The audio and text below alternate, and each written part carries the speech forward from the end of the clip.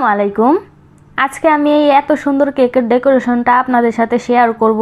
এটার যে কেকের বেস ছিল, স্পঞ্জ কেকের বেস, এটার রেসিপি অলরেডি আমার চ্যানেলে আমি আপলোড করে দিয়েছি, আপনারা চাইলে এখান থেকে দেখে নিতে পারেন। এই ভিডিওতে থাকছে কিভাবে পারফেক্ট কালার আনা যায় ক্রিমের মধ্যে। আর অনেকেই আছেন বারবার লাল কালার মিক্স করার পরও কিন্তু পারফেক্ট কালার আসে না, তাদের জন্য আমার আজকের ভিডিওটা অনেক হেল্পফুল হবে। তার সাথে থাকছে অনেকেই আছেন দুইতলা কেক বানাতে গেলে একটা কেকের উপর আরেকটা কেক কিভাবে বসাবেন সেটাই জানেন না, সেটাও আমি আজকে দেখাবো খুবই সহজ পদ্ধতিতে। চলেন এখন কেক ডেকোরেশনের মধ্যে চলে যাই। প্রথমেই আমি একটা 12 ইঞ্চি বোটের মধ্যে ক্রিম লাগিয়ে নিলাম। এখন কেকের একটা স্লাইস দিয়ে দিলাম। অবশ্যই উপরে যে অসমান স্লাইসটা থাকে এটাই নিচে দিতে হবে, আর নিচের স্লাইসটা উপরে দিতে হবে। তারপর ক্রিম লাগিয়ে প্যালেট নাইফ দিয়ে আমি একটু নেড়ে চেড়ে ক্রিমটাকে মিশিয়ে নিচ্ছি। অবশ্যই এভাবে নেড়ে চেড়ে মেশানোর চেষ্টা করবেন, না হয় ভিতরে ফাঁকা থেকে যাবে। এখন দেখেন যে জায়গাগুলোর মধ্যে ক্রিম নিচু হয়ে আছে, এই জায়গাগুলোর মধ্যে আমি ক্রিম দিয়ে এটাকে সমান করে নিচ্ছি, না হয় কিন্তু আমাদের কেকটা উঁচু নিচু দেখা যাবে। একটা ফিনিশিং দিতে দিতে একটু করে বলে নেই, যারা এই মুহূর্তে আমার ভিডিওটা দেখতেছেন অবশ্যই লাইক কমেন্ট শেয়ার করে দিবেন। যারা আমার চ্যানেলে নতুন তাদের উদ্দেশ্যে একটা কথা বলি, ভিডিওটা ভালো লাগলে অবশ্যই চ্যানেলটাকে সাবস্ক্রাইব করবেন, কারণ ভালো লাগা থেকেই ভালোবাসার সৃষ্টি হয়। এই যে দেখেন কথা বলতে বলতে কিন্তু কেকের পরের লেয়ারটা দিয়ে ঠিক সেমভাবে আমি ক্রিম দিয়ে ফিনিশিং দিয়ে নিয়েছি। এখন সাইড থেকে ক্রিম লাগিয়ে নিব। উপরে ক্রিম লাগিয়ে কিভাবে ফিনিশিং দিতে হয় একবার দেখিয়েছি, এই জন্য এই জায়গাটা আমি স্কিপ করেছি, ভিডিওটা অনেক বড় হয়ে যাবে এই কারণে।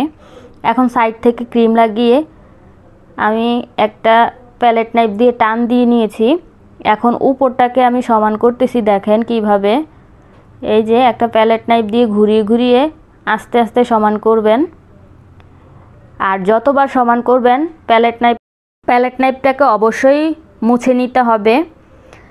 আর যতবার উপরটা ফিনিশিং দিবেন ততবার কিন্তু সাইড থেকেও ফিনিশিং দিয়ে নিতে হবে। এই দেখেন আমি কিভাবে দিচ্ছি, আস্তে আস্তে ঘুরিয়ে ঘুরিয়ে প্যালেট নাইফটাকে একটু বাঁকা করে ধরে আমি টেনে টেনে আলতো হাতে টানতে হবে, আবার জোরে টানলে কিন্তু হবে না।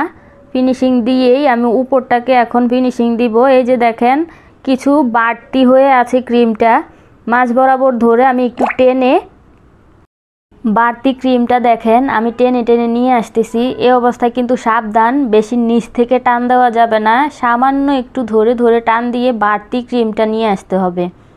এই প্রসেসটা যদি কারোর কাছে কঠিন মনে হয় তাহলে কিন্তু শুধুমাত্র প্যালেট নাইফ টেনে টেনেও কিন্তু ক্রিমটাকে সমান করে নিতে পারবেন। যেই প্রসেসেই করেন না কেন শর্ত একটাই, খেয়াল রাখতে হবে যতবারই ফিনিশিং দেন ততবারই প্যালেট নাইফটাকে টিস্যু দিয়ে অবশ্যই ক্লিন করে নেবেন, না হয় কিন্তু পারফেক্ট ফিনিশিং কখনোই আনা সম্ভব হবে না। আপনারা নিশ্চয়ই খেয়াল করেছেন আমি যতবারই ফিনিশিং এনেছি ততবারই আমি এটা প্যালেট নাইফটাকে ক্লিন করে নিয়েছি। আর আপনারা যতবারই উপরটাকে ফিনিশিং দিবেন ততবারই কিন্তু সাইড থেকেও ফিনিশিং দিতে হবে, ততক্ষণ পর্যন্ত দিতে হবে যতক্ষণ পর্যন্ত আপনাদের পারফেক্ট ফিনিশিং না আসবে। আপনারা নিশ্চয়ই খেয়াল করেছেন আমি কতবার এটাকে উপরটাকে ফিনিশিং দিয়েছি, সাথে সাথে কিন্তু সাইড থেকেও ফিনিশিং দিচ্ছি, কারণ এখন পর্যন্ত আমার পারফেক্ট ফিনিশিং আসে নাই। আপনারা দেখতে থাকুন, নিশ্চয়ই বুঝতে পারবেন। এই যে দেখেন ততক্ষণ পর্যন্ত এটাকে ফিনিশিং দিতে থাকবেন যতক্ষণ পর্যন্ত একটা স্মুথ ফিনিশিং না আসবে, কারণ স্মুথ ফিনিশিং না আসলে কিন্তু যে কোনো ডেকোরেশনই করেন না কেন ডেকোরেশনটা কিন্তু ফুটে ওঠে না, এবড়ো থেবড়ো দেখা যায়। এই যে দেখেন আমি একটু আপনাদেরকে দেখাচ্ছি, এই যে আমার ফিনিশিং কিন্তু পারফেক্টভাবে হয়ে গেছে। আমি এখন এটাকে ফ্রিজের মধ্যে রেখে পরের যে কেকটা আছে ওইটাকেও আমি এভাবে কভার করে নিব। এটা দেখানোর কারণে ওইটা আর দেখাতে পারিনি। এখন আসেন মেইন প্রসেসে। যারা কেক উপরে তুলতে পারেন না তাদের জন্য এই জায়গাটা খুবই গুরুত্বপূর্ণ।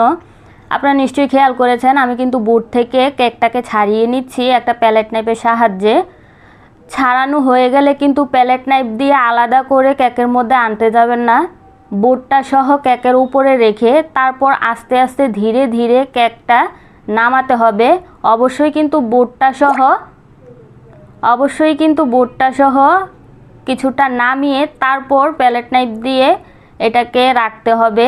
রাখা শেষ হয়ে গেলেই কিন্তু উপরে একটা পাইপ দিয়ে ভিতরে ঢুকিয়ে প্রেসার দিয়ে নিচ থেকে প্যালেট নাইফটা সরিয়ে নিতে হবে। আমি কিভাবে করেছি আপনারা স্ক্রিনে নিশ্চয়ই লক্ষ্য করেছেন।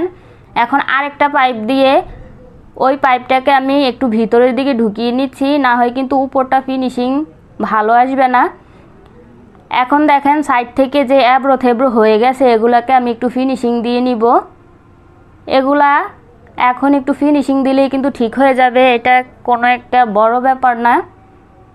এই যে দেখেন উপর থেকেও ফিনিশিং দিতেছি, আমি সাইড থেকেও ফিনিশিং দিয়ে কেকটাকে কভার করে ফ্রিজে রেখে দিব। এখন আসেন কালারের দিকে। যাদের পারফেক্ট কালার আসে না তাদের জন্য এই জায়গাটা গুরুত্বপূর্ণ। রেড কালার দিয়ে দিলাম, বোধহয় 1 চামচের মতো হবে। সাথে দিয়ে দিলাম রেড কালার ডাস্ট। অবশ্যই ডাস্ট দিতে হবে, কারণ শুধুমাত্র কালার দিয়ে কিন্তু এত সুন্দর কালার আসে না। আর রেড কালার আনতে গেলে কালারটা একটু বেশিই লাগে। এই তো বলতে বলতে আমি আবারও ডাস্ট দিয়ে দিলাম। এটা ততক্ষণ পর্যন্ত দিতে হবে যতক্ষণ পর্যন্ত আপনার কাঙ্ক্ষিত কালার না আসে। আমি 3 বার দেওয়ার পর এই কালারটা আসছে, দেখেন কত সুন্দর ফুটে উঠেছে।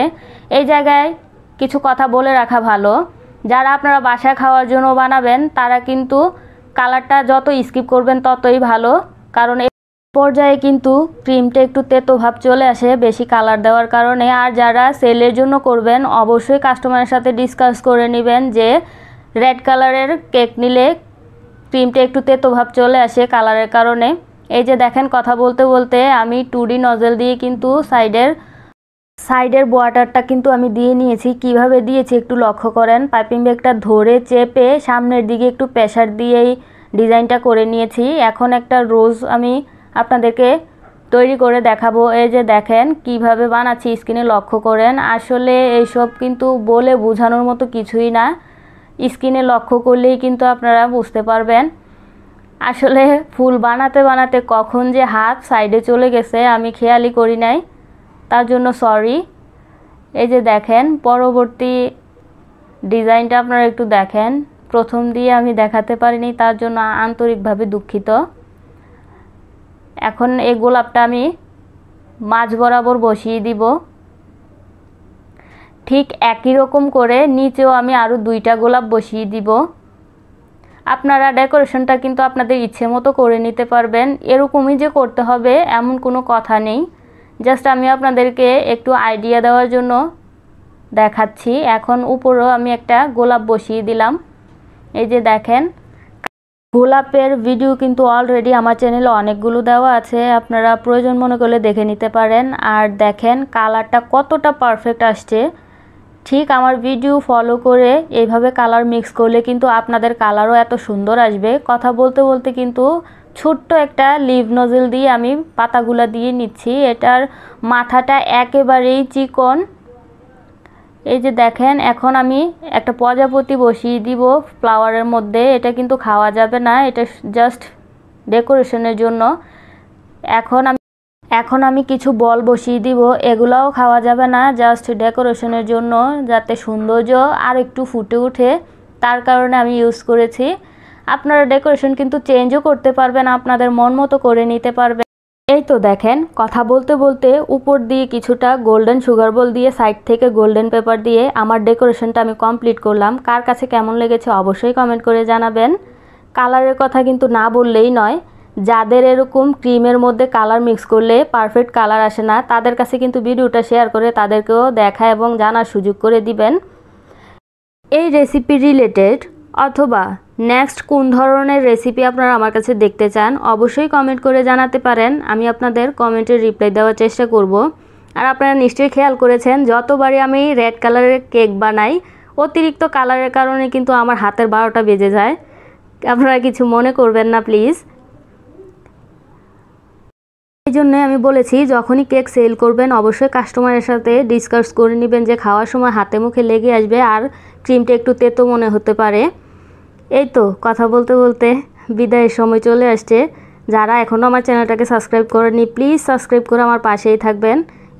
কারণ আমার রেসিপি ফলো করে কেক বানানোটা আপনাদের কাছে এতটাই ইজি মনে হবে যে এখন থেকে কেক বানানো হবে প্রত্যেক ঘরে ঘরে। এই চ্যানেলে আমি বেকিং রিলেটেড যত ধরনের টিপস আছে সব আপলোড দিয়ে থাকি। সবার আগে পেতে হলে এখনই চ্যানেলটাকে সাবস্ক্রাইব করুন। আল্লাহ হাফেজ, দেখা হবে নেক্সট ভিডিওতে।